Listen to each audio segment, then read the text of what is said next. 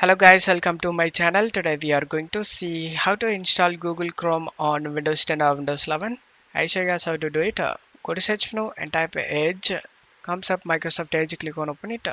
Type here Chrome download and press enter. Select the first link. Select the download Chrome option. If the download doesn't start automatically, then select the download Chrome manually option and it will be start downloading. After getting download done, select this folder icon. Right click on the setup and select run as administrator and select yes.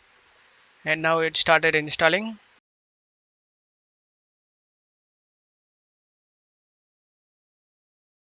And now your Google Chrome has been installed. Select the sign in option if you want to sign in. So I'm gonna skip this. And as you can see, Google Chrome is opened up. And don't forget to leave a like, guys. Thank you.